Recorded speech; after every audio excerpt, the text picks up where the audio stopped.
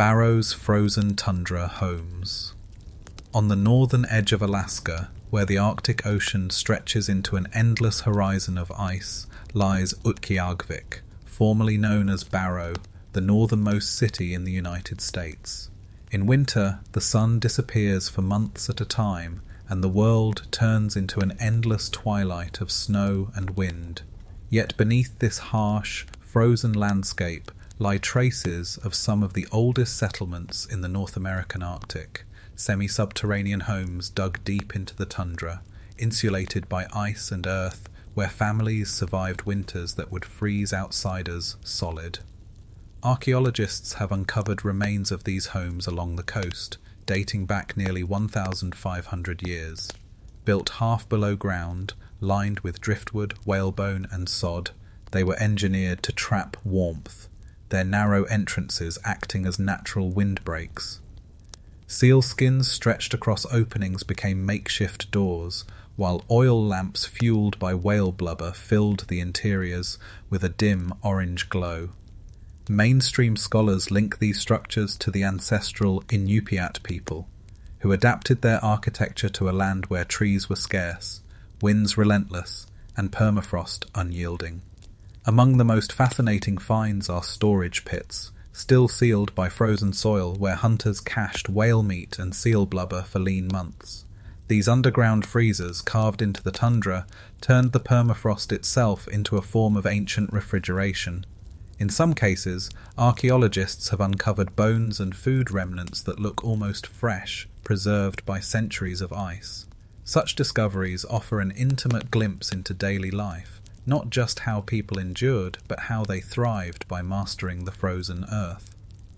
There are quirks too. Some frozen homes contained children's carvings, tiny figurines of animals, sleds, or hunters that may have been toys, teaching tools, or talismans. One excavation rev alleged a miniature ivory harpoon, sharpened yet never used, perhaps given as a gift to a child learning the skills of survival.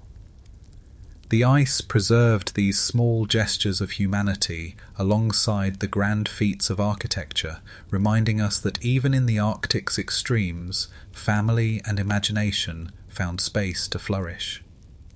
But questions remain. Some settlements appear to have been abandoned suddenly, tools and bones left in place, as though entire families moved on overnight. Scholars still debate whether shifting sea ice patterns forced relocations, whether rival groups pushed them out, or whether disease played a role. The frozen tundra records the homes themselves, but not the reasons they emptied. Fringe interpretations sometimes step in to fill the silence.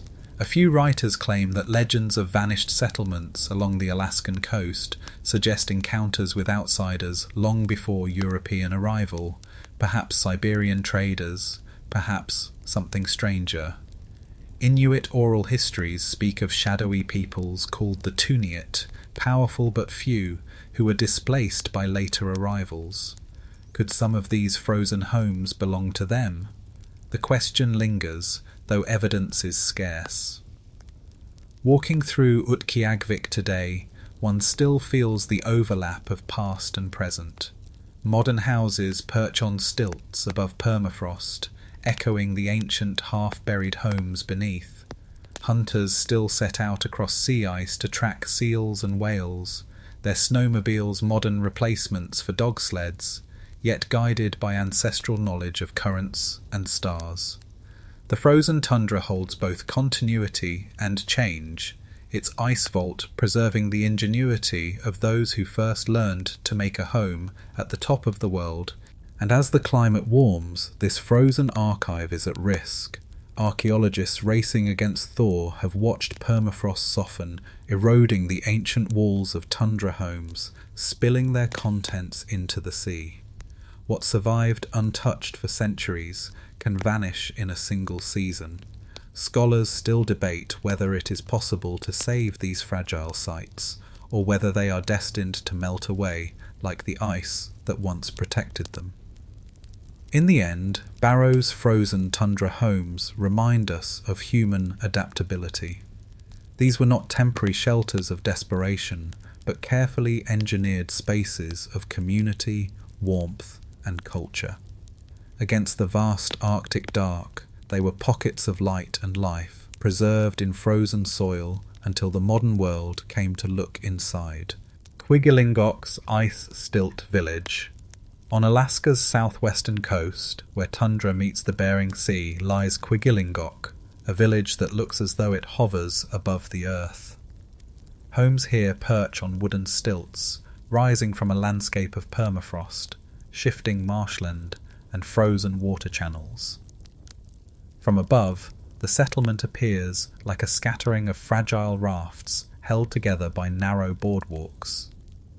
It is a city built not of stone or brick, but of balance, its foundations planted in ice. Mainstream accounts tell us that Quigilingok is part of the Yukon-Kuskokwim Delta, one of the largest river deltas in the world.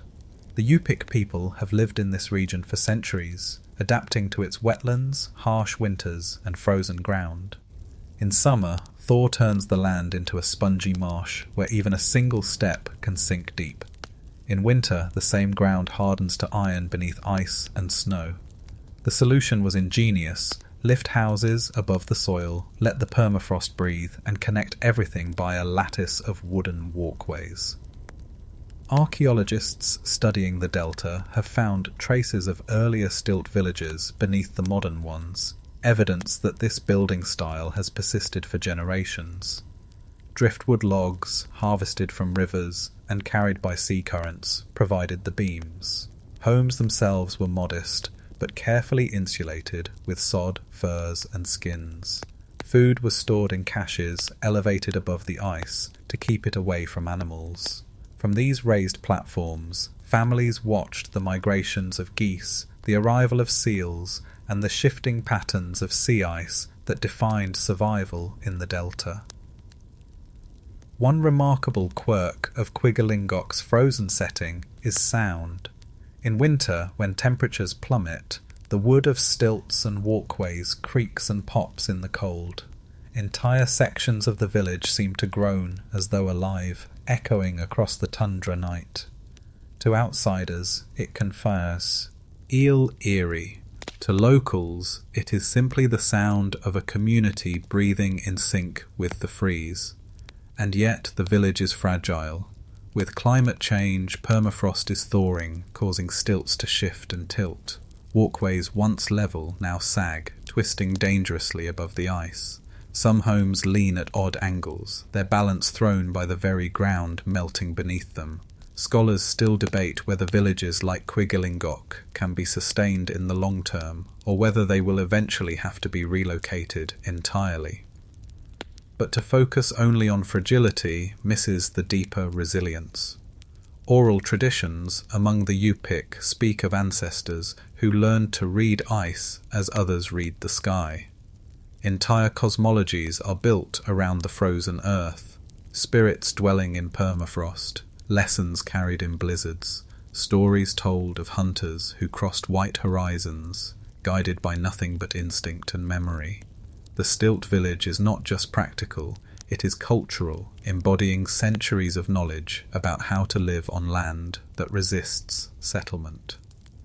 Some fringe voices romanticize Quigilingok as evidence of a vanished ice civilization, imagining that earlier Arctic builders influenced stilt house cultures as far away as Southeast Asia. The similarities are striking, but most archaeologists view them as coincidence, different peoples responding to similar environmental challenges. Still, the image of stilt villages scattered across continents hints at the universality of human adaptation. Scholars still debate whether such parallels suggest shared origins or simply shared genius. Walking through Quigilingok today, visitors follow narrow wooden planks between houses, the frozen marsh stretching endlessly around. Children run across the walkways with ease, their laughter carrying over the tundra. Hunters store boats beside their stilt homes, ready for the thaw, while families gather in warm interiors lit by electric light and oil lamps. The modern and ancient blend seamlessly as snowmobiles rest beside drying racks of fish and satellite dishes rise over homes still built with the old logic of ice. The image is unforgettable, a city floating above frozen ground, its people balanced on narrow beams, enduring the shifting earth below. Quigilingok is both fragile and eternal, an ice-stilt village reminding us that human settlement is never about conquering land, but about learning to dance with it, even when the ground itself moves like water. Aniakchak's snow-covered crater. In the wilds of Alaska's Alaska Peninsula, far from highways or city lights, lies a frozen scar in the earth, a volcanic caldera so immense it could swallow a metropolis.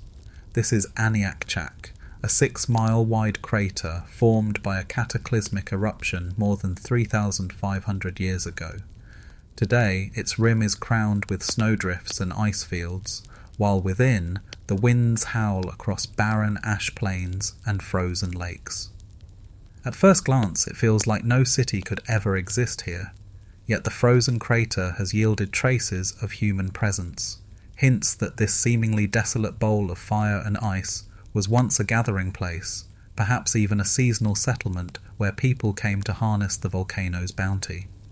Mainstream geology tells us that Aniakchak erupted around 1645 BCE, an event so violent it left ash deposits scattered across Alaska and into Canada.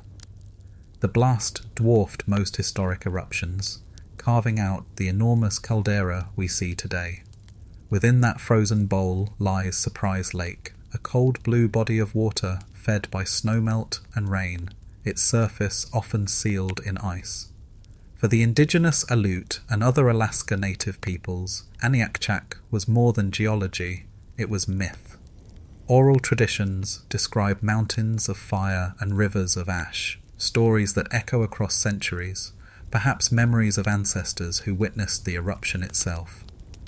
Archaeologists exploring the caldera's rim have found tools and campsites that suggest early human use. The frozen soils preserved flakes of obsidian, evidence that people chipped blades from volcanic glass here. Obsidian from Aniakchak has been traced in artifacts hundreds of miles away, suggesting it was traded widely across the Alaskan coast. For ancient communities, the crater may have been both a quarry and a spiritual landmark, its frozen silence a reminder of destructive power and creative resource. And yet, curious traces complicate the story. Some camps appear inside the caldera itself, in places so barren and windswept, it seems impossible anyone would choose to live there. Why venture into the bowl of an active volcano? Some scholars argue that its soil, though ash-laden, was surprisingly fertile once rains fell, allowing plants to grow that drew caribou and other game. Others suggest ritual gatherings where people returned seasonally to honour the mountain with offerings. Scholars still debate whether these were pragmatic camps or sacred sites, whether Aniakchak was a home or a holy place. Quirky details emerged too. Frozen in the ash were footprints preserved like fossilized echoes, people moving across cooling lava fields thousands of years ago. At one site, half-burned wooden stakes, charred and then sealed by frost, hint at hasty construction or ritual fires quenched suddenly. These strange snapshots feel cinematic, as though time itself paused at the intersection of eruption and freeze. Fringe interpretations have taken flight here as well. Some claim Aniakchak inspired global myths of a world fire, linking it to volcanic stories from Asia and even the Mediterranean. Others imagine that the massive eruption altered climates far beyond Alaska, shaping migration patterns across the Americas. While most of these theories stretch beyond the evidence, they remind us of how interconnected the ancient world may have been.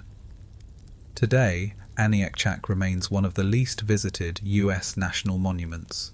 No roads lead to it, only bush plains and long treks across frozen tundra bring visitors to its rim.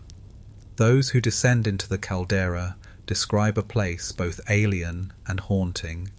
Walls of rock dusted with snow, wind screaming through empty plains, and the frozen lake at its centre gleaming like a mirror of another world.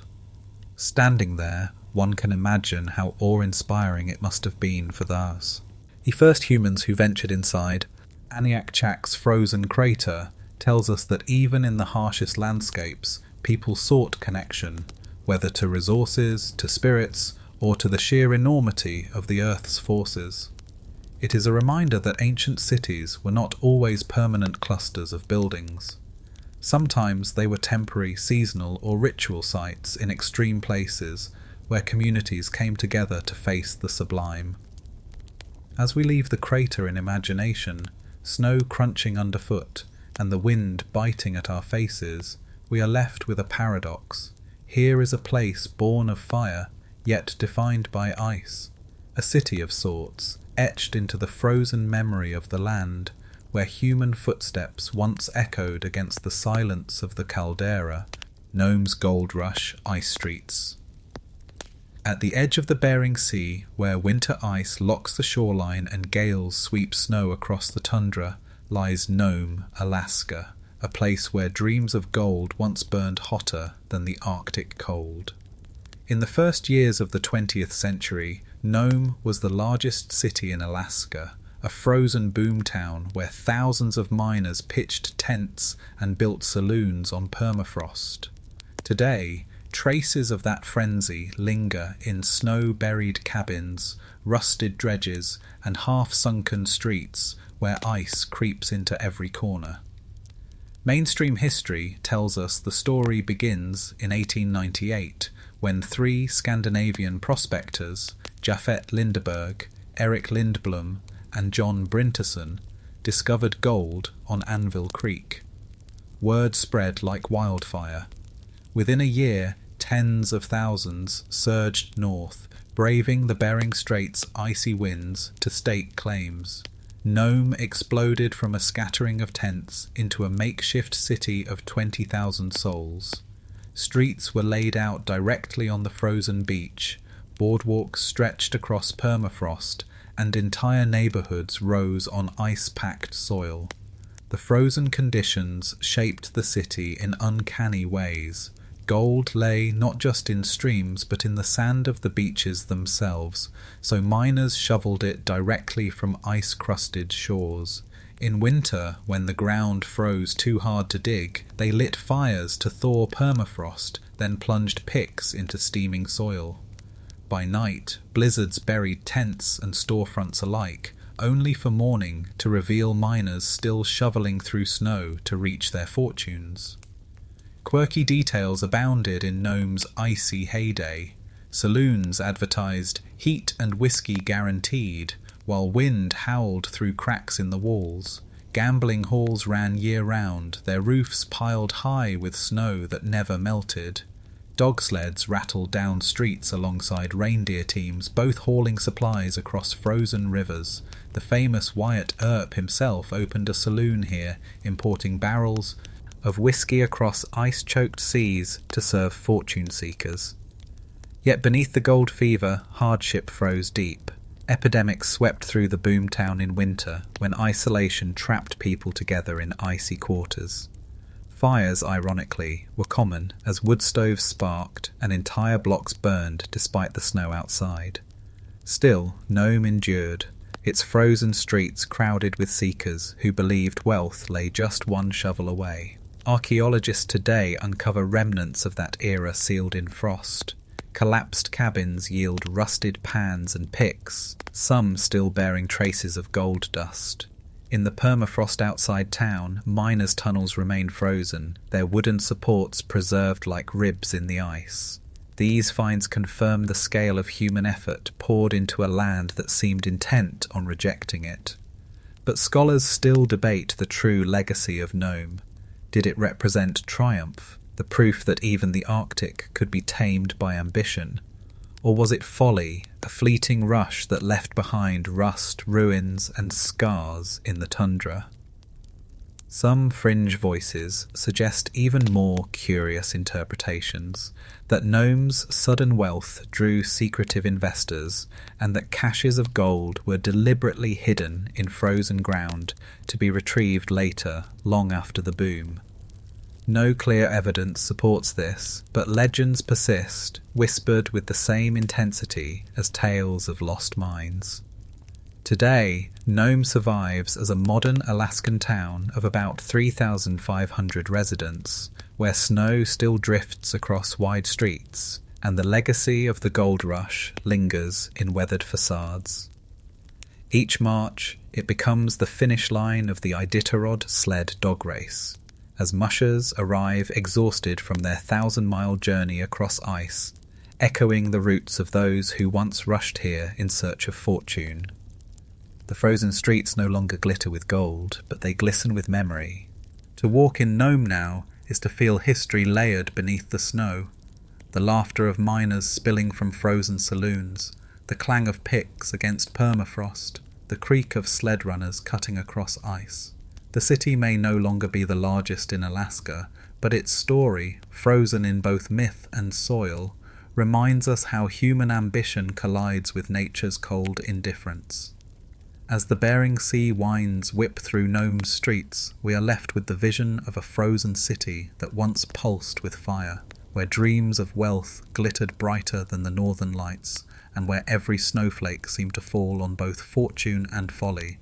Fort Yukon's frosted logs. In the heart of Alaska's interior, where the Yukon River bends wide under sheets of ice and the aurora shimmers across long polar nights, lies Fort Yukon. Today it is a small town of a few hundred people, but its frozen ground conceals the remnants of a once vital trading post, a city of logs and frost that stood as a crossroads of empire and indigenous tradition. To imagine Fort Yukon in its early days is to picture log walls creaking under snow, fires burning in stoves while sled dogs howled outside, and traders huddling in candlelight to tally furs that had travelled thousands of miles. Mainstream accounts date the founding of Fort Yukon to 1847, when the Hudson Bay Company built a log post at the junction of the Porcupine and Yukon rivers. At the time, Alaska was still under Russian control, yet British traders slipped across boundaries to tap into the wealth of furs moving through Gwich'in lands. The fort's walls rose from permafrost soil, logs frozen into place, a small wooden city in the middle of a continent of ice. From here, commerce flowed like the rivers themselves. Gwich'in hunters brought beaver, fox and muskrat pelts, traded for rifles, beads and tea. In winter, sleds carried loads across frozen waterways, the ice itself serving as a road system. Archaeologists have since uncovered fragments of glass beads, gunflints and iron tools in frozen soil around the site, evidence of this meeting of worlds. The fort's logs, blackened and collapsed, still surface from the permafrost, preserved in shapes that recall the outlines of cabins, stores and barracks. Quirky details of life at Fort Yukon survive in diaries and oral histories. Traders recorded temperatures plunging below 60 degrees Celsius, ink freezing in bottles before it could be spilled onto the page. One visitor joked that at such cold, the air itself seemed brittle, as if it would shatter. Local Gwich'in stories describe winters when the river froze so thick that sleds hauled whole log houses across the ice. In those moments, the fort felt less like a settlement and more like a frozen stage where humans adapted to a climate that dwarfed them. And yet, beneath the frost, tensions brewed. Russian officials denounced the Hudson's Bay presence as an illegal intrusion, while American traders eyed the fort as a foothold. When the United States purchased Alaska from Russia in 1867, American authorities quickly expelled the Hudson's Bay men, claiming the frozen outpost for themselves. Fort Yukon became a symbol of shifting power in the far north, its logs silent witnesses to the tug-of-war between empires. Archaeologists still puzzle over the scale of indigenous presence at the fort. Was it merely a seasonal gathering place for trade, or did families settle nearby year-round, weaving their lives around the wooden walls? Scholars still debate whether the fort disrupted or reinforced Gwich'in traditions, whether it brought dependence or simply added another thread to an already complex web of survival. The frozen soil holds fragments but no clear verdict. Fringe voices imagine more dramatic tales. Some suggest caches of furs and trade goods remain buried in permafrost, hidden when traders fled or when conflict loomed. Others whisper that gold prospectors later used the abandoned fort as a secret stash site, leaving treasures sealed in frozen ground. While no treasure has surfaced, the allure of hidden wealth beneath the frost lingers, as it so often does in the Arctic. Today, Fort Yukon remains inhabited, though its trading post has long since decayed. Modern houses cluster along the riverbank, snowmobiles rest beside log cabins, and airplanes land on icy runways where canoes once docked. Yet the ghosts of the fort remain. In winter, when the Yukon River freezes solid and the northern lights blaze overhead, one can almost hear the crack of log walls settling in frost and the murmur of traders counting pelts by lamplight. The frozen logs of Fort Yukon remind us that history is not only written in great capitals and monuments, but also in fragile wooden posts on remote rivers. They tell of ambition reaching into frozen frontiers, of indigenous traditions intersecting with empire, of a community where frost was both prison and protector. As the river ices over once more, the image lingers. A wooden fort gleaming with frost, its chimneys smoking into Arctic night. A frozen city at the edge of empire where the silence of snow carries memories across centuries. Deadwood in the snow, high in the Black Hills of South Dakota, where winter storms sweep across pine-clad ridges and snow settles deep in narrow gulches, lies Deadwood, a name that conjures both outlaw legends and frozen silence. Today it is remembered as a Wild West boomtown, a place of gold, gambling and gunfights. But beneath the neon of modern casinos and the patina of tourism, Deadwood's frozen winters preserved a raw frontier city, its history etched into snow-covered streets and log cabins, half buried in drifts. Mainstream history tells us that Deadwood was founded illegally in 1876, when prospectors flooded the Black Hills after Custer's expedition confirmed rumours of gold. The land belonged by treaty to the Lakota Sioux, yet miners poured in regardless, staking claims along Deadwood Gulch. Within months, a frozen camp of tents grew into a bustling city of 5,000. Streets were little more than muddy tracks in summer and sheets of ice in winter, yet saloons, dance halls and gambling houses sprouted overnight, their doors glowing in blizzards as men shuffled in from the snow. Deadwood became legendary almost immediately. Wild Bill Hickok was shot here during a poker game in August 1876, holding the so-called dead man's hand, aces and eights. Calamity Jane wandered its frozen alleys, wrapped in buckskins against the cold. Newspapers spread stories of lawlessness and fortune, cementing Deadwood in America's imagination as the quintessential frontier town. But life here was never just whiskey and gunfights. Winters were brutal. Snow often buried cabins to their rooftops, forcing residents to tunnel through drifts to reach the streets. Supplies dwindled as mountain passes closed, and families huddled by stoves while winds howled outside. Archaeologists have unearthed bottles, tools and clothing from these early winters, preserved in frozen soil where refuse heap hardened to ice. A child's leather shoe, perfectly intact, reminds us that Deadwood was not only a town of outlaws, but also of families enduring the cold.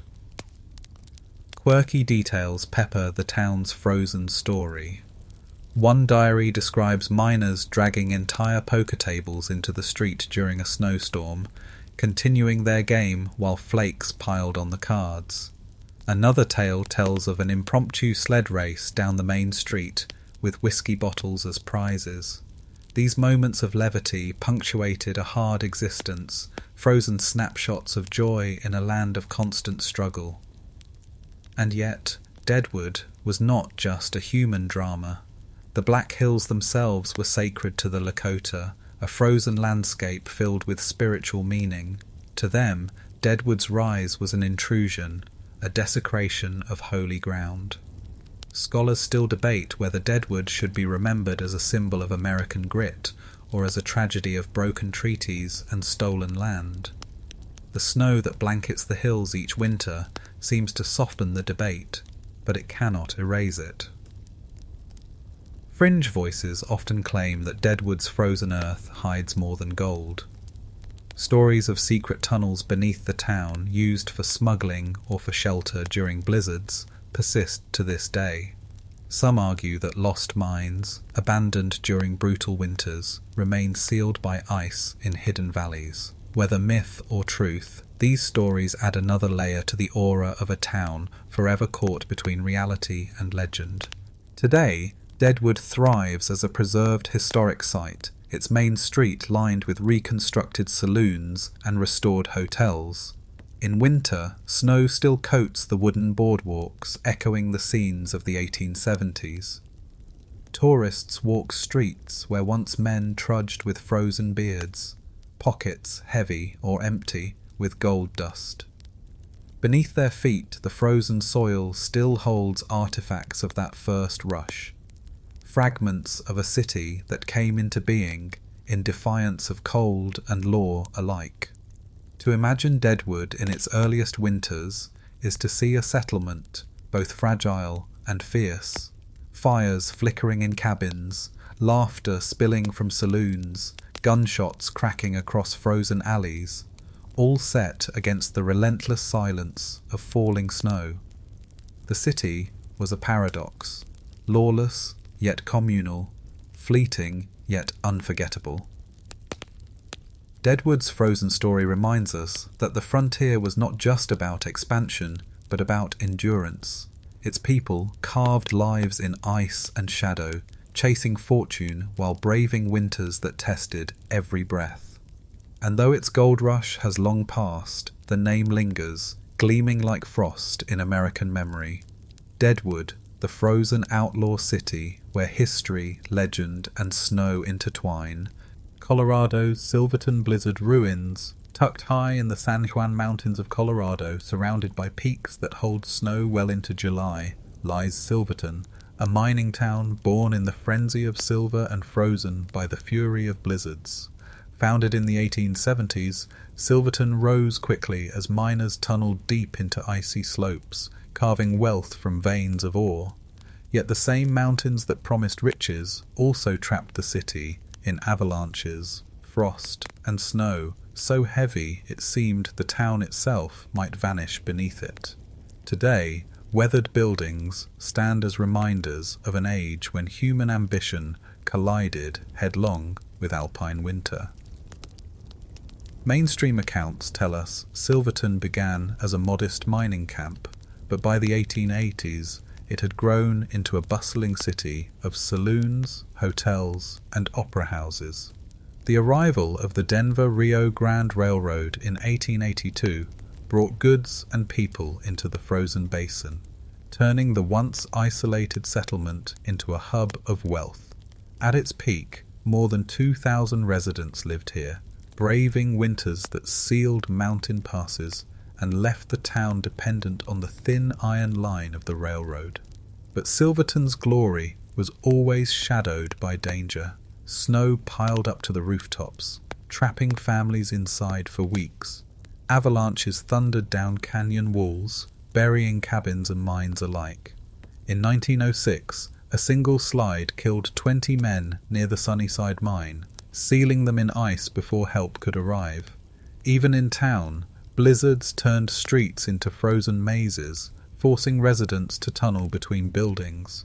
Archaeologists have since uncovered frozen artifacts in collapsed shafts, lunch pails still filled with bread, pickaxes locked in ice, mute reminders of lives lost in snow. Quirky stories from Silverton's winters abound.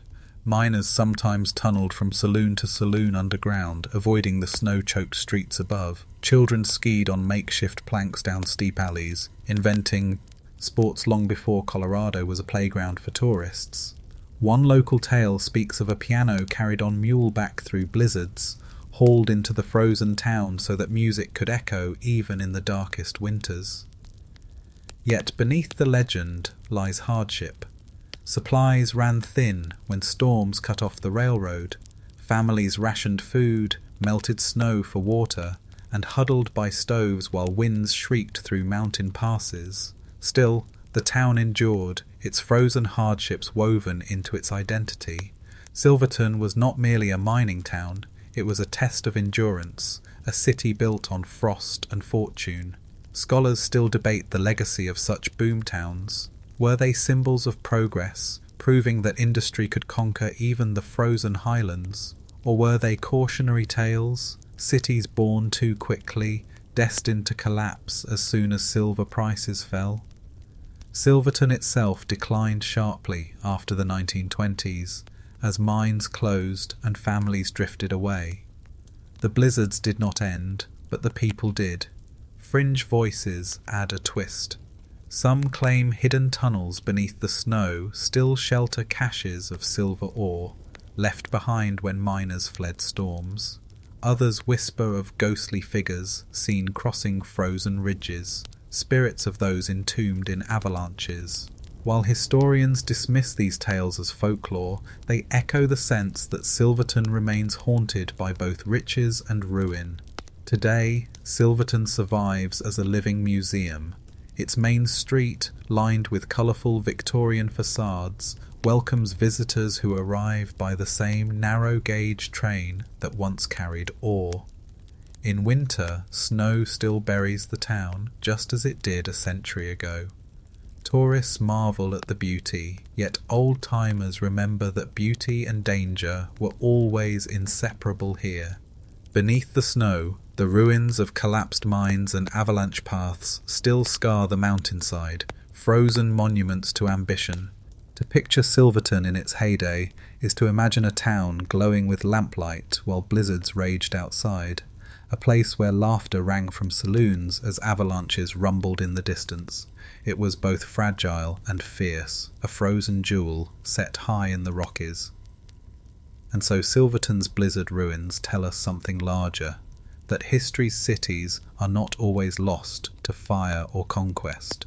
Sometimes they are preserved by snow, their stories locked in ice until we choose to remember them. Centralia's frozen ash streets. In the coalfields of Pennsylvania lies a ghost city unlike any other. Centralia was once a small but thriving mining town, its streets lined with neat houses, its winters filled with the ordinary rhythms of snow shovels, coal stoves, and children sledding down icy hills. But beneath its frozen streets, a fire still burns, a seam of coal ignited in 1962 that has never gone out. Today, the town is mostly abandoned, its houses gone, its grid of streets covered in snow and ash, its frozen silence broken only by the hiss of smoke rising from vents in the ground. Mainstream history marks the disaster's beginning when a fire, likely started in a trash pit near an open mine, spread underground into rich coal seams. Efforts to contain it failed, and the fire spread beneath Centralia's homes and streets. For years, residents shoveled snow above ground while heat smouldered below. In winter, the contrast was eerie. Snow blanketed yards, yet steam rose from fissures, melting patches of earth into black scars amid the frost. At its height, Centralia held about 1,200 residents. Families celebrated Christmas, hung wreaths on doors, and shoveled icy sidewalks like anywhere else in Pennsylvania. But gradually, homes grew unsafe. Carbon monoxide leaked into basements, roads buckled from heat, and yards collapsed into smouldering sinkholes. The most famous incident came in 1981, when a 12-year-old boy fell into a steaming hole that opened suddenly in his backyard. He survived only because a cousin pulled him out. By then, Centralia's fate was sealed. Quirky relics remain of the frozen town. A stretch of Route 61, warped and cracked by fire below, became known as Graffiti Highway, its asphalt covered with colourful spray paint, even as snow dusted its edges. Old cemeteries on the town's edge still hold headstones that frost over in winter, while steam curl, as from the ground nearby, frozen grief alongside fire. Mailboxes with no houses stand half buried in snow, their silence louder than any voice. Scholars still debate whether Centralia could have been saved. Some argue that aggressive early measures might have contained the fire. Others insist the coal seam was too vast, the heat too stubborn. Either way, by the 1990s, most residents had been relocated, their homes demolished. A handful refused to leave, choosing to live in houses surrounded by snow and smoke.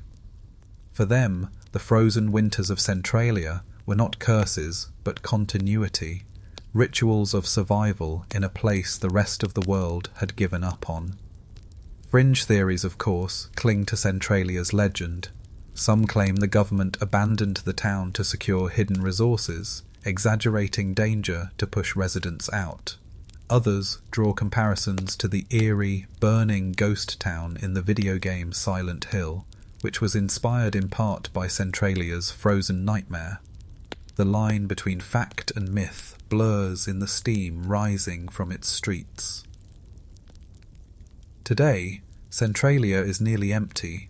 Only a few structures remain, half hidden by snow and trees reclaiming the land. In winter, its streets look like any small town in Pennsylvania, except that cracks in the ice breathe warm smoke, reminders that fire still gnaws at the coal below. It is a city caught between frost and flame, preserved not by ice alone, but by the strange coexistence of winter snow and eternal underground heat. To walk through Centralia now is to hear the crunch of snow underfoot and the hiss of steam at your side. The silence feels complete, yet history hums beneath the ground. Frozen houses are gone, but their outlines remain in memories and in maps that still show streets leading nowhere. Centralia has become less a town than a parable, a frozen ruin that tells us how quickly human settlement can falter when nature turns relentless. And so, Centralia's ash streets endure, layered in snow and smoke, reminding us that even in the coldest winters, some fires never go out. Leadville's icy boomtown mines, high in the Rocky Mountains of Colorado at an elevation of more than 10,000 feet, lies Leadville, a city so high and so cold that its streets often resemble frozen rivers of snow. Once known as the richest silver mining town in the United States, Leadville was also one of its most treacherous, a place where fortunes glittered in frosted ore, but where winters tested every heartbeat. To picture Leadville in its prime is to imagine smoke from 100 chimneys rising into an alpine blizzard, miners trudging through drifts to reach shafts iced over, and saloons glowing warmly against the endless white.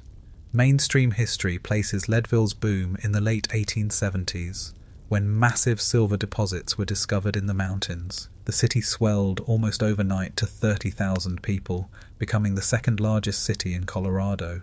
Mansions lined frozen streets, while opera houses and hotels sparkled like jewels amid snow.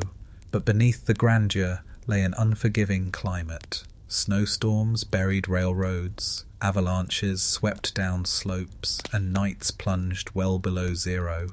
Families survived with coal stoves and thick quilts, but miners had no choice but to descend into frozen shafts, where icy groundwater seeped and tools froze to their hands.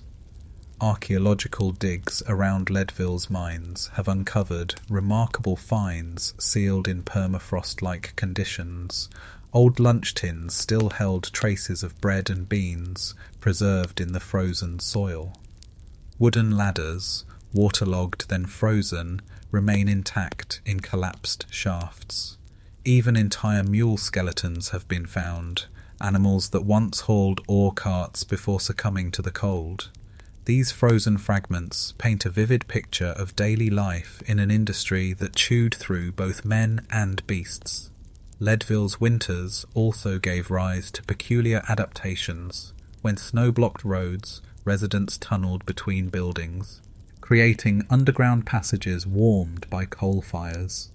Children skated on frozen ponds near slag heaps, while adults organised sled races down icy main streets. Quirky stories tell of entire piano recitals held in cabins, half buried by snow, the music muffled by frosted walls.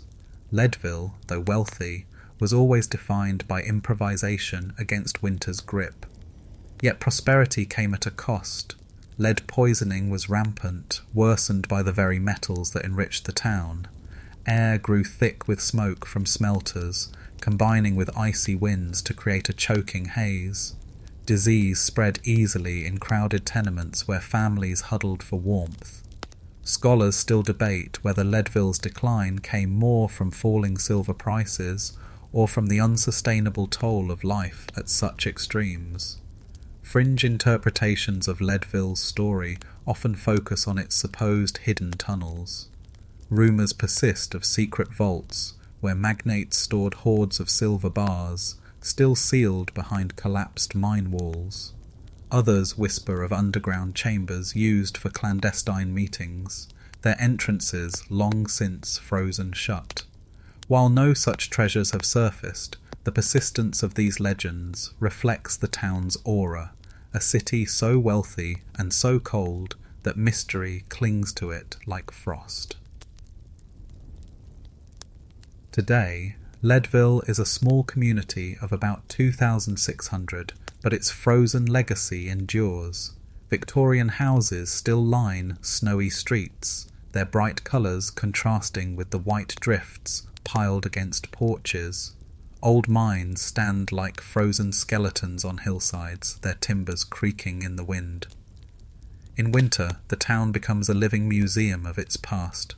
Streets glazed with ice, the echoes of pickaxes carried faintly in memory. To imagine Leadville's prime is to see two worlds at once. In ornate halls, the wealthy dined by candlelight as snow battered the windows. In frozen shafts, miners chipped at ore by lantern glow, their braer crystallizing in the cold. The city was both a palace of wealth and a crucible of suffering, a frozen paradox that defined the frontier west. And so Leadville's icy boomtown mines remind us of history's dual edge. The same silver that built mansions also built graves. The same snow that preserved artifacts also buried families. Beneath it all, the frozen soil keeps the memory intact, whispering of a city that rose glittering against the snow, and then, like so many before it, faded into winter's silence. St. Paul Island, Aleut camps. In the middle of the Bering Sea, windswept and frozen for much of the year, lies St. Paul Island, one of the remote Pribilof Islands off Alaska's coast. Today it is known mostly for its vast colonies of fur seals, but beneath its tundra lie traces of older camps, places where Aleut and Unangan peoples carved out survival in the icy frontier. Here, history lingers not in stone fortresses or monumental ruins, but in frozen middens, seal hunting gear, and earth houses preserved by permafrost. Mainstream archaeology records that Aleut hunters first arrived on the Pribilofs thousands of years ago, though permanent settlement was rare before the 18th century. The islands were small, treeless, and battered by storms, but they offered an abundance of seals and seabirds. Hunters built semi-subterranean homes, digging into the frozen soil and lining walls with sod, whalebone, and driftwood carried in by the sea. Roofs were covered with grass, blending into the tundra so that from a distance villages looked like hummocks in the snow. Within these frozen homes, archaeologists have uncovered harpoon heads carved from walrus ivory, slate knives sharper than steel, and oil lamps blackened with soot from seal fat. Some houses still contained sleeping platforms layered with grass mats, preserved by ice. Even food storage pits remain intact, holding bone fragments that look startlingly fresh despite being centuries old. The permafrost sealed these lifeways in perfect clarity, like time capsules of survival on the edge of the world. quirky finds tell of lives beyond pure subsistence. Tiny gaming pieces carved from bone, some shaped like seals and birds, hint at a culture that wove play and ritual into long frozen nights. Archaeologists even found small whistles, perhaps used to imitate seal calls during hunts, or to entertain children around the oil lamps. These details remind us that frozen camps were not just shelters, but homes filled with music, games, and storytelling. The arrival of Russian traders in the 1780s transformed St. Paul forever. The Tsar's agents forced Aleut families from their homelands to the Pribilofs, compelling them to hunt fur seals for imperial markets. The frozen camps became outposts of exploitation, where indigenous hunters laboured under harsh quotas in exchange for meagre goods. Written accounts describe winters when families endured freezing huts, while warehouses overflowed with furs bound for Europe. The island's frozen soil, once a sanctuary of self-sufficiency, became a stage for empire's hunger. Scholars still debate the scale of Aleut presence before the Russian conquest. Were the islands used only seasonally, or did permanent communities exist long before outsiders arrived? Oral traditions suggest deeper roots, but the archaeological record remains thin. The frozen middens provide clues, but not certainty. The question lingers, unresolved beneath the ice. Fringe interpretations add another layer. Some argue that ancient contact across the Pacific brought influences to the Aleut Islands, that bone tools resemble artifacts from far-off Japan, suggesting long-ago voyages across frozen seas. Others claim that legends of sea spirits in the Bering hint at forgotten peoples swallowed by waves and ice. While speculative, these stories capture the aura of mystery that clings to islands isolated by storms. Today, St. Paul Island is home to a small community, many descended from those Aleut families relocated centuries ago. Modern houses rise above the tundra, but echoes of frozen camps remain. In winter, when snow covers the island and winds roar off the sea, the landscape looks much as it did 1,000 years ago. The seal herds still gather, the seabirds still wheel overhead, and beneath the frost the old earth houses sleep. To walk St. Paul's frozen shores in imagination is to hear the calls of hunters carried on the wind, to see harpoons flashing in the low Arctic sun, and to glimpse children playing with bone figurines while storms raged outside. The camps remind us that even on the most remote frozen islands, people not only survived, they built lives filled with meaning, artistry, and endurance. And so the Aleut camps of St. Paul stand as frozen witnesses. They tell of ingenuity and adaptation, of empire and exploitation, of a balance between humanity and the icebound sea. Preserved in permafrost, they whisper that history exists even at the very edge of the world, Quebec's forgotten ice roads. In the vast province of Quebec, where rivers freeze into silver ribbons each winter and forests stand silent under blankets of snow, history is written not only in forts and cities, but also in roads of ice. For centuries, frozen rivers and lakes became the lifelines of French colonists, indigenous nations, and traders. These ice roads, carved not by stone but by season, were once as vital as any Roman highway, yet their traces remain largely forgotten, except when winter still calls them back. Mainstream accounts describe how, from the 17th century onward, settlers of New France relied on the St. Lawrence River as their artery. In summer, canoes and sailing vessels carried furs, grain, and news. But in winter, when the river froze solid, it transformed into a highway of sleds and snowshoes. Families packed goods onto toboggans, horses pulled sleighs along icy tracks, and whole caravans glided over frozen waters. Diaries record the surreal sight of sleigh bells jingling across the wide St. Lawrence, while snow drifted around the wooden hulls of ships locked fast in ice. These roads extended deep into the wilderness. The Huron-Wendat, Innu, and other indigenous nations had long used frozen lakes as winter routes, leaving snowshoe trails through forests and across frozen bays. Archaeologists have uncovered remnants of these paths, compressed soil and faint grooves in places where ice roads led to seasonal camps. The frozen ground preserved evidence of centuries-old travel, a network as intricate as any stone-paved system. Quirky details bring these icy highways to life.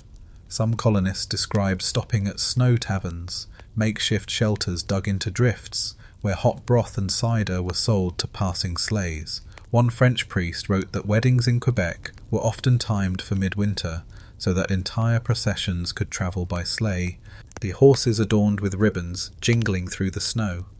Winter, far from isolating communities, became a season of movement when frozen rivers opened new pathways across the land. And yet, danger always lurked. Ice cracked without warning, plunging sleds into frigid water. Snow squalls blinded travellers, leaving them stranded in the wilderness. Oral traditions among First Nations speak of spirits that haunted frozen crossings, demanding respect from those who dared travel their icy domain. Scholars still debate how reliable these roads were.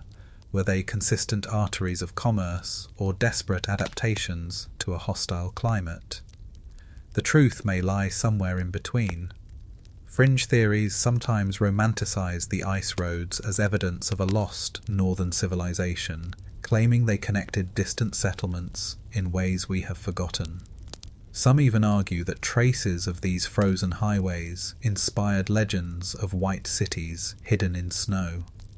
While speculative, such tales highlight how ephemeral infrastructures can carry as much myth as memory. By the 19th century, as permanent bridges and railways spread, the frozen roads faded from necessity, yet echoes remain.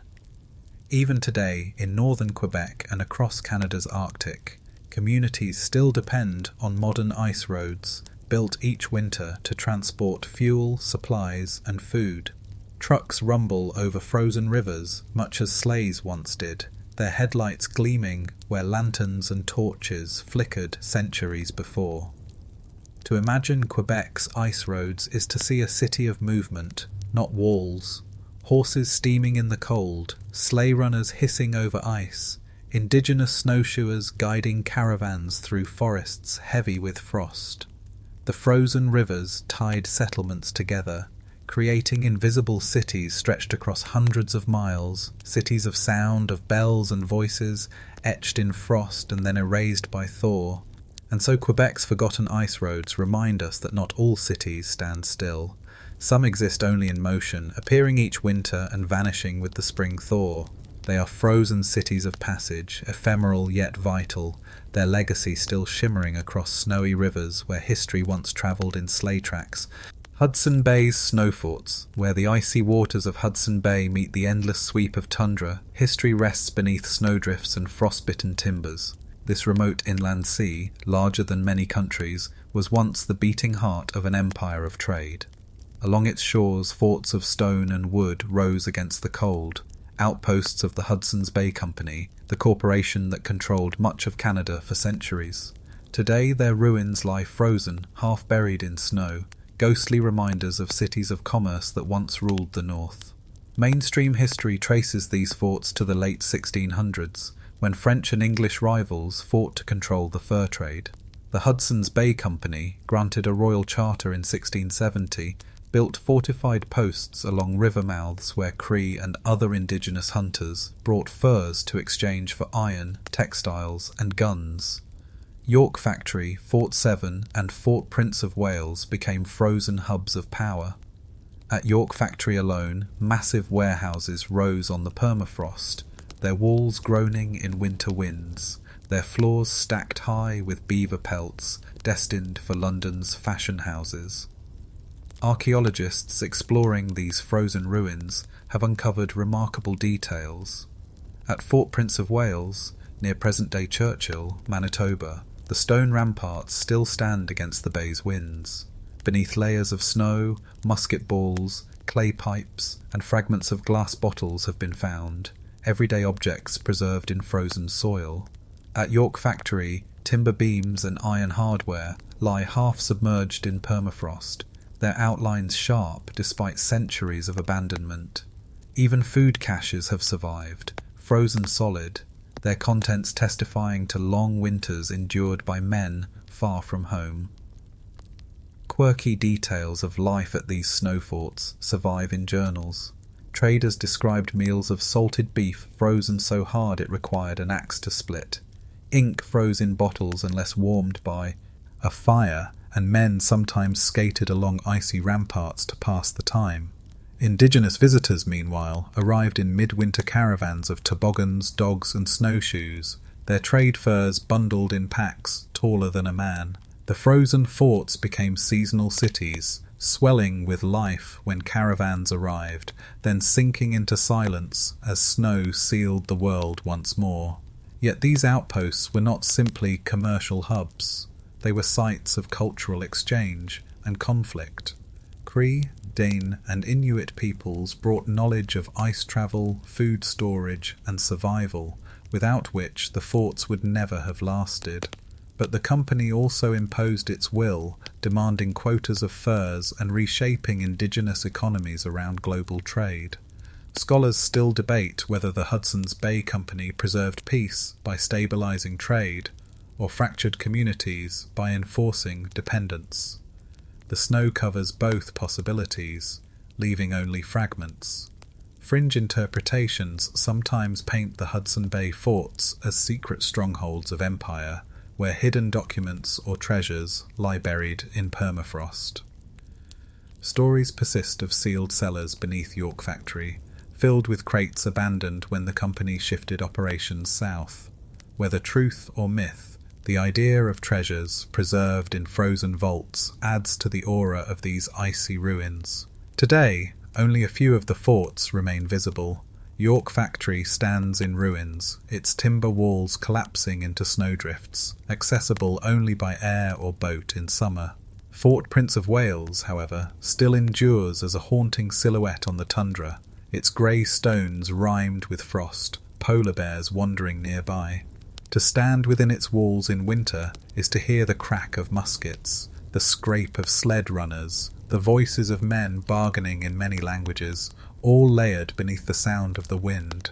The snow forts of Hudson Bay remind us that empire was not built only in capitals or cathedrals, but also in frozen warehouses at the edge of the world. They were cities of trade, carved into ice, where global power turned on the pelts of animals and the endurance of people who braved the Arctic dark. And so, beneath the snow, Hudson Bay's forts endure as monuments of frost and ambition, frozen cities that whisper of an empire that once ruled the north from the silence of ice. Churchill's Polar Bear Streets. On the southwestern shore of Hudson Bay lies Churchill, Manitoba, a frozen town where streets belong as much to polar bears as to people. Known today as the polar bear capital of the world, Churchill is also a place where ruins of older forts, trading posts, and even abandoned military installations sleep under snow. Its story is layered: indigenous traditions, Hudson's Bay Company outposts, fur trade wealth, and later Cold War watch stations. In winter, when winds sweep in off the bay and snow buries the streets, Churchill becomes a frozen palimpsest of all those histories.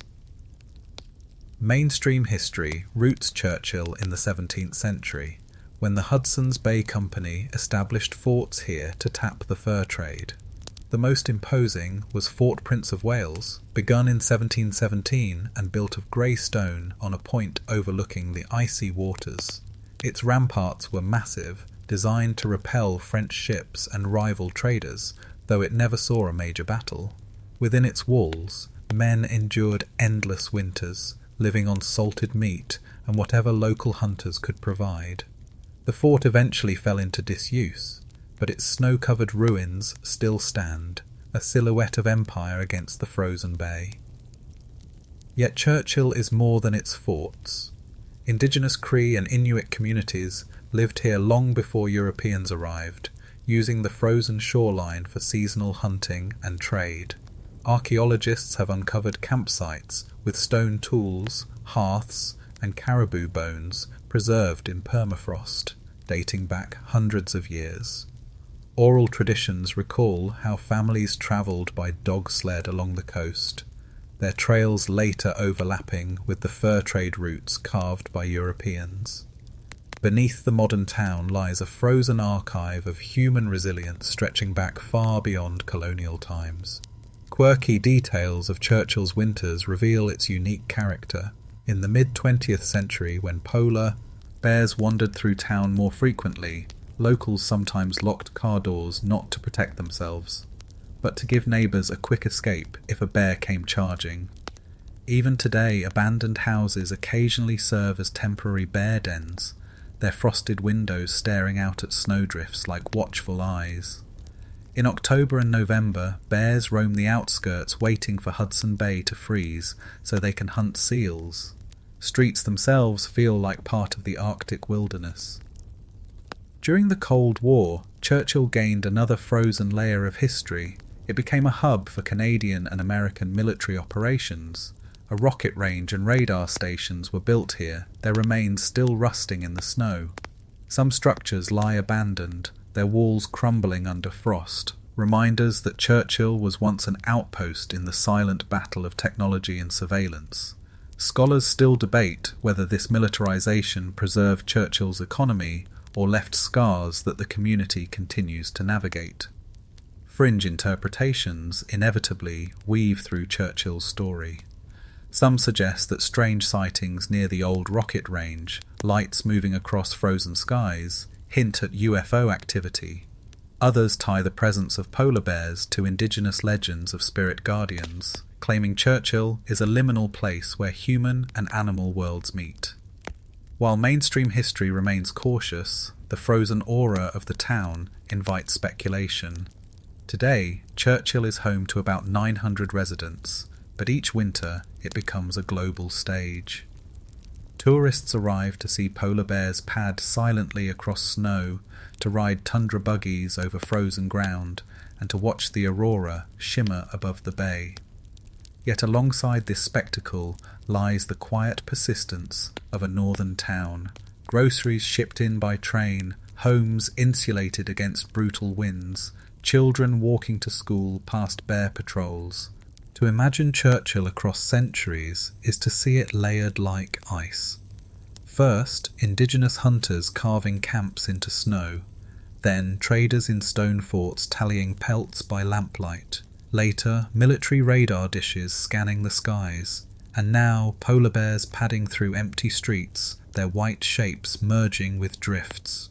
Scholars still debate which of these identities defines Churchill most clearly: fur trade outpost, indigenous crossroads, military relic, or wildlife sanctuary. Perhaps it is all of them at once, a frozen collage of history. And so Churchill's polar bear streets stand as proof that cities are not only measured by skyscrapers or size. Here, a frozen town of fewer than 1,000 tells a story that spans empires, traditions, and species. Its streets belong to both humans and bears, its ruins to both empire and wilderness. It is, in its way, one of the strangest frozen cities in the world, a place where history itself walks across the snow on four paws. Argentina's Ushuaia prison ice city. At the southern tip of South America, where the Andes fall into the sea and the winds howl across the Beagle Channel, stands Ushuaia, often called the world's southernmost city. Today it is a bustling port and tourist gateway to Antarctica, but its frozen history is darker. Ushuaia began as a penal colony, a place where Argentina sent prisoners to carve lives in frost and isolation. In winter, snow buried the wooden barracks, and the prisoners themselves became reluctant pioneers, laying the foundations of a city at the edge of the world. Mainstream history records that the prison was built in the early 20th century, modelled after remote penal colonies like Siberia's gulags or Australia's Botany Bay. The logic was simple. Escape was impossible. Surrounded by icy mountains, forests and seas, prisoners could not flee far without succumbing to the cold. The cells were small and unheated, their walls rimed with frost. Each morning inmates marched out in chains to cut timber, quarry stone, and build the very streets of Ushuaia. In this sense, the city's foundations were literally laid by frozen hands. Archaeologists and historians studying the prison have documented the harshness of its regime. Records speak of prisoners freezing in their bunks, blankets stiff with ice, yet they also reveal ingenuity. Some cells still bear carvings in wood and stone, initials and symbols etched during endless winter nights. Tools fashioned secretly from scrap iron were hidden in floorboards, preserved by cold until they were uncovered decades later. These small artifacts give voice to those whom history tried to erase. Quirky details bring this frozen city to life. Prisoners, forbidden to drink alcohol, brewed crude spirits from fermented berries, their makeshift stills hidden in snowbanks. Others trained sled dogs both for work and companionship, leaving paw prints alongside boot tracks in the icy streets. The prison even operated a tiny railroad, the end-of-the-world train, used to haul timber from forests to the settlement. Today, tourists ride its restored tracks, unaware they once echoed with the footsteps of chained men in snow.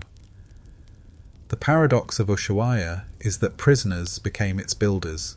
They cut down forests of Lenga Beach to heat stoves, built docks to receive supply ships, and erected the first civic buildings. The penal colony was intended as punishment, but it produced permanence, a city where none had stood before. Scholars still debate whether this was cruelty or vision. Did Argentina exploit misery to create settlement, or was it inevitable that a frozen frontier would be tamed this way? Fringe interpretations cast the prison in even stranger light. Some claim it served not just as a penal colony, but as a secret site of experiments or political imprisonment, its isolation hiding stories that official records omit. Others point to rumours of treasure hidden by prisoners who escaped into the mountains, caches that may still lie frozen in caves. Though evidence is slim, the legends add to the aura of a city built on confinement and mystery. When the prison closed in 1947, Ushuaia did not vanish. Instead, it thrived. Former barracks were converted into civic buildings, and families moved into homes built on cleared land. The prison's walls, once meant to contain, now serve as a museum, their icy corridors echoing with visitors rather than chains.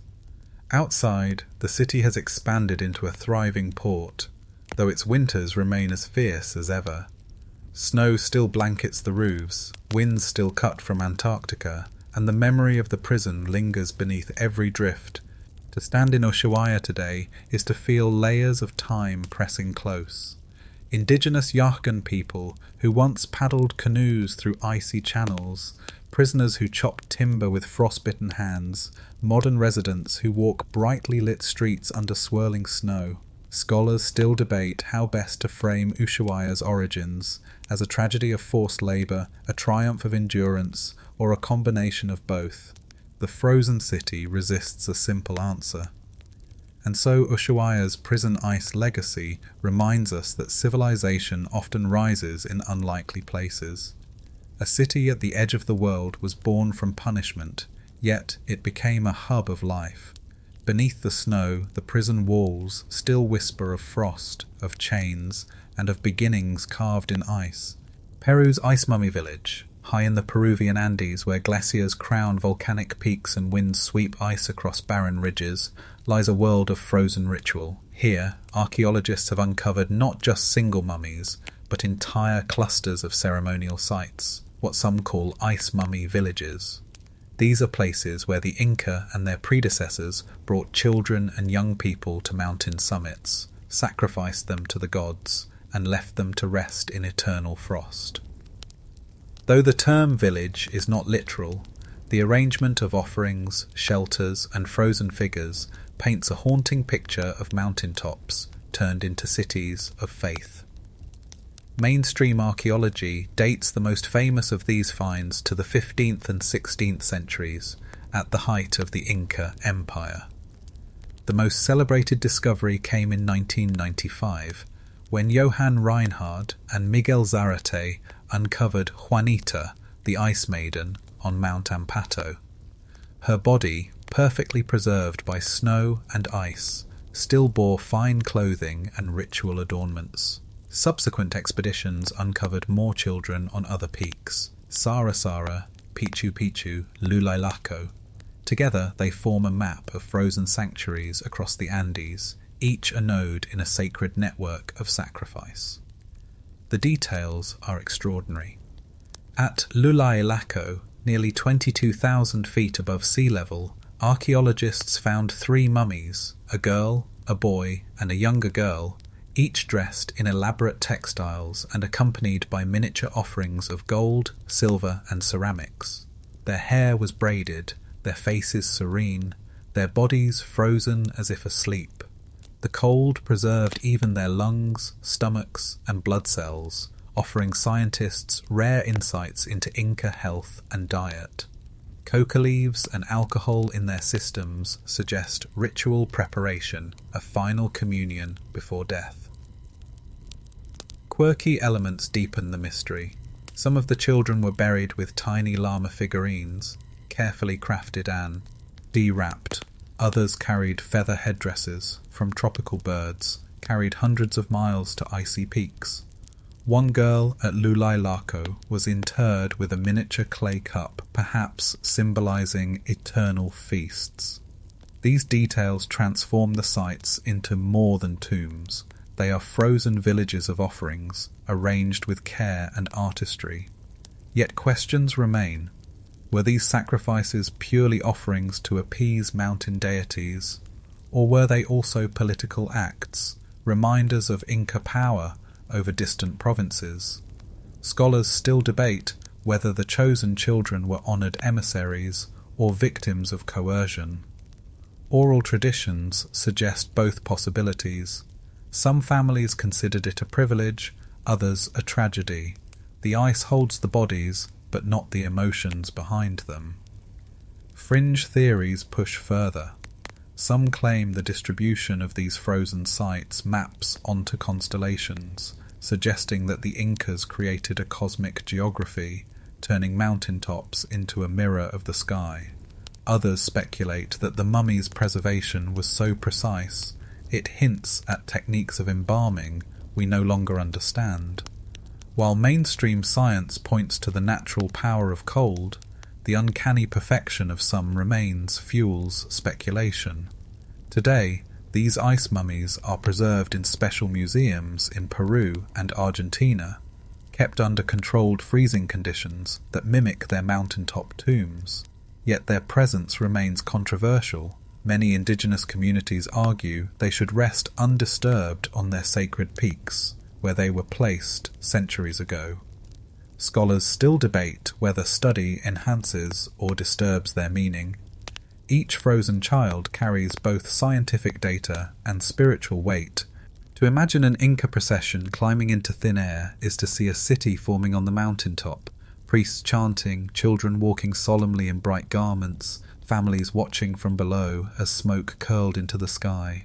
At the summit, offerings arranged in small circles, stones stacked into windbreaks, and the chosen ones laid gently into snow. In that moment, the peak itself became a frozen city of devotion, a place where the human and divine touched. And so Peru's ice mummy villages remind us that cities are not only of stone or wood, some are carved in belief, built on rituals, and preserved by ice. They stand as frozen sanctuaries, eternal villages of sacrifice, whispering across centuries of faith, power, and the thin line between honour and loss. Chile's Sewell copper town, clinging to the steep slopes of the Andes at more than 7,000 feet above sea level, lies Sewell, a frozen copper town built like a staircase into the mountains. Today it is abandoned, its brightly painted wooden houses and narrow alleys half buried in snow, a ghostly labyrinth carved against sheer cliffs. Once called the City of Stairs, Sewell was a thriving mining community where thousands of workers braved icy winters to extract copper for a global market. Its ruins, shimmering in frost, tell the story of both human ambition and human fragility. Mainstream history records that Sewell was founded in 1905 by the Braden Copper Company, with investment from American magnate William Braden. The town rose beside El Teniente, the largest underground copper mine in the world. At its peak in the mid-20th century, Sewell housed more than 15,000 people, miners, engineers, and families. Because the slopes were too steep for roads, wooden staircases connected neighborhoods, creating a frozen vertical city unlike any other. Children ran up painted steps to schools, women shopped at icy plazas, and men descended daily into shafts carved deep into frozen rock. Archaeologists and historians studying Sewell have catalogued the traces of daily life still preserved in abandoned buildings: dining halls with rusting stoves, recreation clubs with faded murals, and company stores with empty shelves remain frozen in place. In winter, snow seeps through broken windows, frosting over floors and furniture. One barracks yielded miners' boots, still lined with newspaper insulation, the paper brittle yet intact. Another building preserved children's toys, tin cars, wooden blocks, buried in drifts, reminders that even in a corporate town, families carved small joys from the cold. Quirky details of Sewell's architecture set it apart. Houses were painted in bright blues, green eans, and reds to stand out against the white snowscape, a cheerful defiance of winter's monotony. The central plaza even hosted dances and concerts in the depths of winter, the sound of violins and guitars echoing against frozen cliffs. But for all its colour, Sewell was also rigid, a company town where wages were paid in coupons, redeemable only at company stores, and where rules governed every aspect of life. The frozen city was both festive and controlled. Danger was constant. Avalanches sometimes swept down slopes, burying buildings or blocking staircases. In 1945, a fire ripped through a dormitory in winter, killing more than 300 miners trapped inside, a tragedy remembered as one of Chile's worst mining disasters. Yet the town endured, rebuilt again and again, until economic changes made it obsolete. By the 1970s, Sewell was abandoned, its people moved to more accessible valleys. Snow and silence took over the stairways, once filled with voices. Scholars still debate how Sewell should be remembered. Was it a triumph of engineering, a frozen marvel of urban design on impossible terrain? Or was it an emblem of corporate exploitation, where miners lived in harsh conditions while profits flowed abroad? The ruins do not decide, they simply stand, their colours fading beneath frost. Fringe interpretations, as always, add a layer of intrigue. Some locals whisper that tunnels beneath Sewell connect to hidden chambers, where company bosses stored secret reserves of copper or even gold. Others believe the town was abandoned so suddenly that valuables remain sealed in permafrost. While no treasures have been found, the idea of hidden wealth clinging to frozen ruins persists in imagination. Today, Sewell is a UNESCO World Heritage Site, visited by small groups who climb its icy staircases to see the ghost town in snow. The painted houses still gleam faintly, though chipped and weathered. Wind whistles through empty dormitories, and footsteps crunch on stairways where thousands once hurried in the cold. To imagine Sewell in its heyday is to see a frozen city alive with colour and movement. Miners trudging through snow to shafts, children sledding down staircases, families huddling in brightly painted houses as storms raged outside. It was a place of contradictions, joy and hardship, colour and frost, permanence and impermanence. And so Chile's Sewell Copper Town stands as a frozen monument to both ambition and abandonment. A city in the clouds, carved into icy cliffs, now left to drift into silence under snow. Iceland's Hólmavík sorcery ruins. On the storm-lashed coast of Iceland's West Fjords lies Hólmavík, a fishing village known today for its museum of witchcraft and sorcery. Yet beyond the exhibits, scattered across the frozen hills and turf fields, are ruins of earlier settlements abandoned to snow and sea winds. In winter, when frost whitens the turf walls and the ocean hurls spray onto frozen cliffs, these ruins recall a time when belief in magic and the struggle against nature were inseparable.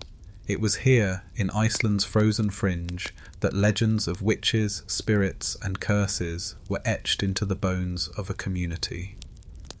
Mainstream history places Hólmavík's roots in the 17th century, when small farms dotted the West Fjords. These were harsh settlements, turf houses dug into frozen ground, roofs weighted with sod against the gales. Families survived on dried fish, seaweed, and the fragile yield of frost-bitten pastures. But survival was never guaranteed. Famines struck, winters lengthened, and stories grew of neighbours turning to sorcery for help or for harm. Iceland's infamous witch trials reached their peak here, with men and women accused of using spells to curse livestock, summon storms, or control minds. The ruins of turf farms where the accused once lived still crumble into frost, silent witnesses to fear and faith. Archaeologists studying abandoned farms near Hólmavík have found household items sealed in frozen soil, bone needles, iron knives, carved wooden spoons. One excavation even revealed a fragment of parchment with strange markings, possibly part of a magic stave, or galdrastafir, the runic symbols Icelanders believed could bring luck or ward off evil. Preserved by ice and turf, these remnants blur the line between daily life and supernatural belief. Quirky stories of sorcery linger in the frozen landscape. One legend tells of a farmer who carved the Kropans spell, requiring the skin of a dead man's legs to gain endless wealth.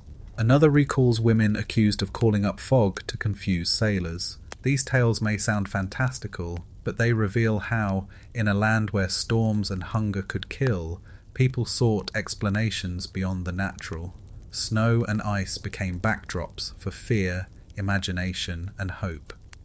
Yet scholars still debate what truly drove Iceland's witchcraft panic.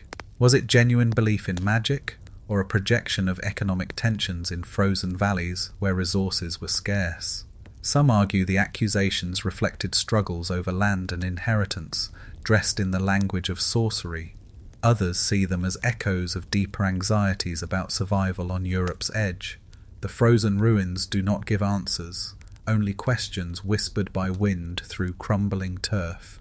Fringe interpretations imagine even more. Some claim Iceland's sorcery was not superstition, but a survival science, knowledge of herbs, weather, and sea currents encoded in magical staves. Others suggest runic symbols carved into bones or stones were not charms, but maps, guiding travellers across snowfields. Though these theories remain speculative, they capture the aura of Hólmavík, a place where knowledge and magic blur in the frost. Today, Hólmavík endures as a living village, but the ruins of older farms remain scattered across its hills. In winter, they appear as mounds under snow, their outlines faint but unmistakable. Visitors walk among them on silent days, the air filled with the scent of sea ice and the cries of seabirds. The Museum of Icelandic Sorcery and Witchcraft preserves both artifacts and stories, bridging past and present in one of the coldest corners of Europe. To imagine Hólmavík centuries ago is to see small turf houses glowing faintly in snow, families huddled by whale oil lamps, runic staves scratched into bone by flickering firelight. Outside, the frozen sea roared, and suspicion drifted like frost across the community. The frozen ruins remind us that history is not only about cities of wealth, but also about fragile villages where fear and imagination shaped lives as much as the cold. And so, the sorcery ruins of Hólmavík stand as frozen echoes of human struggle, against winter, against hunger, and against the shadows of belief. Preserved by ice and legend, they whisper that every frozen city carries both truth and myth, intertwined forever in the snow. Norilsk's Gulag Ice Streets. Deep in Siberia, above the Arctic Circle, lies Norilsk, one of the coldest and most isolated cities on Earth. Today, it is an industrial hub, its smokestacks rising above frozen tundra, its apartment blocks battered by blizzards. But beneath its modern streets lies a darker, frozen past. Norilsk was built in large part by forced labour, prisoners of the Soviet Gulag system who endured unimaginable hardship in the 1930s and 40s. The city itself is a monument carved in ice, raised on the backs of those who suffered in permafrost prisons. Mainstream history records that Norilsk was established in 1935 as part of Stalin's vast industrialization project. Rich deposits of nickel, copper and palladium made it strategically vital, but the terrain was brutal. Temperatures plummeted to 50 degrees Celsius, and the ground was locked in permafrost. The Soviet state turned to prisoners. Tens of thousands were sent to the Norilsk camp system, where they cut timber, hauled stone, and built factories and housing from frozen earth. Archaeologists and historians estimate that over 16,000 perished in the process, though exact numbers remain uncertain. The frozen soil preserved much of their legacy. Excavations have revealed prisoner barracks with log walls still standing, their interiors lined with frost. Metal shackles, tin bowls, and scraps of clothing have been found in permafrost, chilling reminders of lives lost to cold and exhaustion. In some places, shallow graves still emerge from thawing tundra, bones preserved in ice, testimony to suffering once hidden by secrecy. Quirky details of Gulag life survive in memoirs. Prisoners described how ink froze in pens during roll call, how they tied rags around boots to keep from losing toes, how soup solidified into blocks before it could be eaten. Some carved tiny figures from scraps of wood, hidden in snowbanks to avoid confiscation. These frozen fragments of creativity reveal resilience amid oppression. Yet Norilsk was not only a place of punishment. As the city grew, it became home to free citizens as well, engineers, miners, and their families drawn by wages and housing. Whole neighbourhoods rose beside barracks, creating a surreal mix of forced and voluntary communities. Children played in snow between watchtowers, and workers trudged the same icy streets as prisoners. Scholars still debate whether Norilsk should be remembered as an industrial triumph or a frozen crime scene. Fringe interpretations have cast Norilsk in mythic terms. Some claim its foundations hide secret laboratories, frozen bunkers, or caches of rare minerals destined for secret projects. Others whisper that strange lights in Arctic skies were studied here long before modern science reached the region. While such tales remain speculative, they highlight how Norilsk's isolation and secrecy fuel imagination. Today, Norilsk is still a closed city, requiring special permits for outsiders to visit. Its residents live in towering concrete blocks, painted in bright colours to break the monotony of snow. The ground remains frozen, making construction difficult and infrastructure fragile. Yet Norilsk is also a thriving industrial powerhouse, producing much of the world's nickel. Its streets, often buried under snow, still echo with footsteps, though the ghosts of prisoners linger in memory. To walk Norilsk's frozen streets is to see layers of history stacked in frost. The barracks of the Gulag, the factories of Soviet ambition, the apartments of modern families. Snow buries them all, but silence cannot erase them. Scholars still debate whether cities like Norilsk can ever reconcile their dual legacies, places of both survival and suffering, built with both pride and pain. And so Norilsk stands as a frozen city unlike any other, a place where modern life continues atop ice-thick ground, and where every gust of Arctic wind seems to carry whispers from prisoners who once marched through blizzards with picks on their shoulders. It is a city frozen not only in climate but in memory, a monument to endurance, ambition, and the haunting cost of building in ice. Alaska's Portlock Cannery Ghosts. On the southern coast of Alaska's Kenai Peninsula, where spruce forests meet icy inlets and winter storms batter the shore, lies the abandoned settlement of Portlock. Once a bustling salmon cannery town, Portlock today is a frozen ghost, its houses collapsing into snow, its docks splintered by frost, its streets reclaimed by silence. But unlike other ghost towns, Portlock carries with it an unsettling legend, stories of disappearances, strange shadows in the woods, and an exodus so complete that families fled and never returned. Its ruins, buried in ice, preserve both history and mystery. Mainstream records tell us that Portlock, also known as Port Chatham, was founded in the early 20th century around a salmon cannery. Workers, many of them Aleutic people, fished the icy waters, packed salmon in tin, and shipped it south.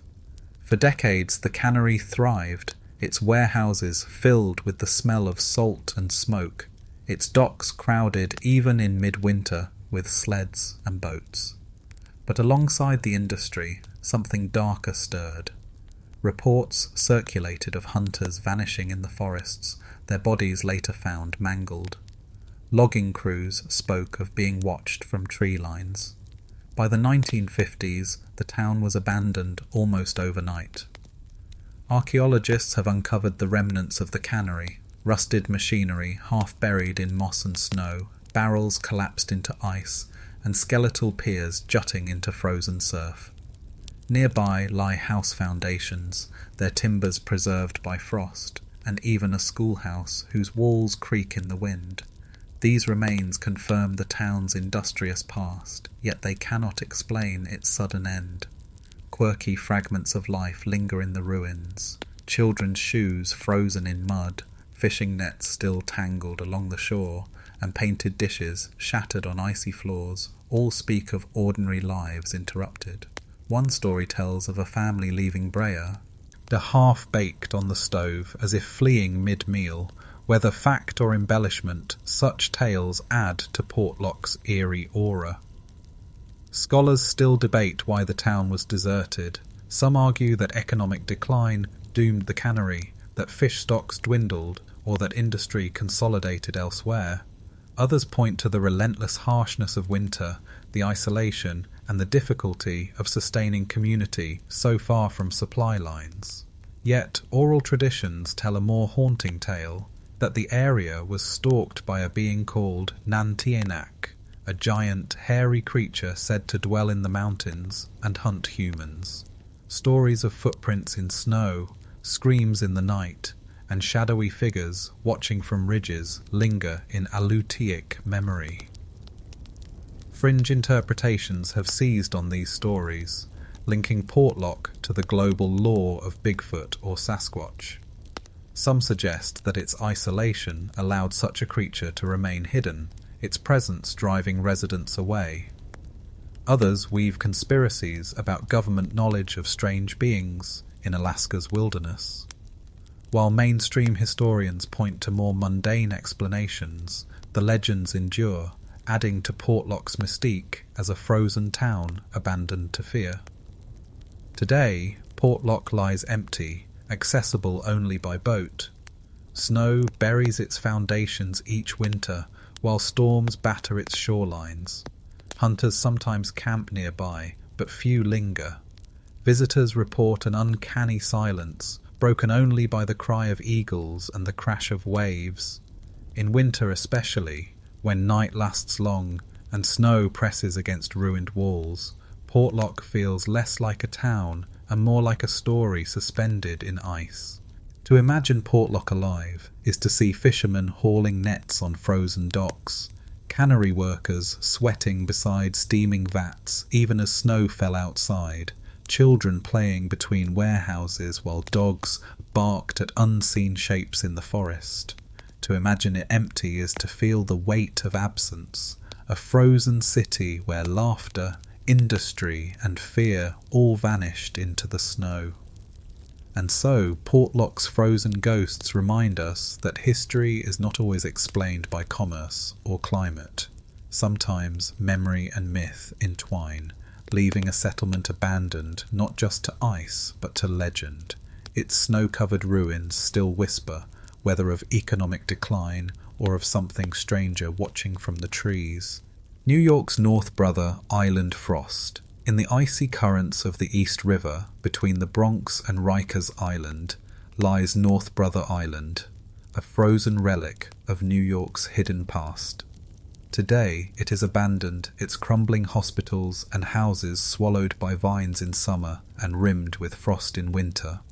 When snow falls across its empty wards and drifts pile against shattered windows, the island feels less like a ruin and more like a city in hibernation, a frozen echo of lives once lived in isolation. Mainstream history recalls that North Brother Island was first developed in the 1880s as a quarantine station. Its riverside hospital housed victims of smallpox, typhus, and later tuberculosis. Here, in cold brick wards overlooking the water, patients battled disease while the city thrived just beyond sight. Most famously, it was home to Typhoid Mary Mallon, who spent decades confined here after being deemed a public health threat. Through her story, the island became a symbol of both scientific progress and human tragedy. The frozen ruins preserve this legacy. When winter settles in, the hospital's collapsed roofs gather snow, the staircases fill with ice, and the island seems locked in the moment of abandonment. Archaeologists and urban explorers alike have documented rusted bed frames, medical bottles still capped, and children's toys scattered in nurses' housing, remnants preserved in frost like artifacts of a forgotten metropolis. The silence is broken only by the river ice cracking against its shores. Quirky traces of life soften the bleakness. In one building, murals painted by patients still cling to walls, their colours dulled but intact. In another, records show that staff once organised holiday parties, bringing pine trees and candles into frozen wards to lift spirits. Nurses skated on patches of ice near the shore, while patients gazed out through frosty windows at the city skyline glittering beyond the water. The frozen island, though a place of confinement, also contained fleeting moments of joy. But abandonment came quickly. By the 1960s, as medical practices shifted and isolation wards fell out of use, the hospital closed. Later attempts to repurpose the island as housing for war veterans, as a rehabilitation centre for drug addicts, ended in failure. By the 1970s, North Brother was empty. Scholars still debate why no permanent function could hold. Was it the isolation, the cost of upkeep, or the weight of its grim reputation? The island froze in time, its buildings left to decay beneath snow. Fringe interpretations have only deepened the mystery. Some claim the hospital housed secret experiments in its final years, hidden by its inaccessibility. Others whisper of hauntings, ghostly figures seen in frosted windows, voices heard in empty wards when the river ice is over. While such stories remain folklore, they capture the uncanny aura of an island both part of New York and utterly apart from it. Today, North Brother Island is off-limits to the public, managed as a bird sanctuary. Only researchers and officials occasionally set foot there, crunching through snow as herons circle overhead. The city's roar is audible across the water, yet the island remains frozen in silence, a paradox of proximity and abandonment. From the Bronx shoreline, its snow-dusted ruins gleam faintly in winter light, like a mirage of another world. To imagine North Brother Island in its heyday is to see ferries crossing icy waters, nurses bundled in coats leading patients into brick wards, families watching helplessly from boats, as loved ones vanished behind quarantine gates. To imagine it now is to see empty corridors where frost spreads like lace across tile, where snow piles on beds once filled with fever. It is a city of absence, preserved in ice within sight of America's largest metropolis. And so North Brother Island's frozen story reminds us that cities are not only abandoned in remote wilderness, sometimes they lie in the shadow of skyscrapers, forgotten by design. Its frost-covered ruins stand as New York's own frozen city, a place where medicine, tragedy, and memory are held still beneath the winter snow. Conclusion. From the Arctic edges of Alaska to the hidden ruins of New York, from the snow-choked gulches of Colorado to the icy mountaintops of Peru, these 20 frozen cities tell us something profound. They remind us that history is not always warm and flourishing, but often carved against the cold. Ice preserves what fire and time might erase: tools in tundra homes, mummies in Andean shrines, gold rush cabins buried in blizzards, or quarantine wards on an island in New York's backyard. Some frozen cities endured for centuries, others only for seasons. Some were built on ambition, others on survival or punishment. All are layered with mystery, stories that scholars still debate, and legends that linger in snowdrifts. Together, they form a map of humanity's resilience, a reminder that even in the harshest climates, people dreamed, built, worshipped, and endured. And so we leave these cities where we found them, preserved in frost, whispering their secrets across centuries, waiting for us to listen as the snow falls,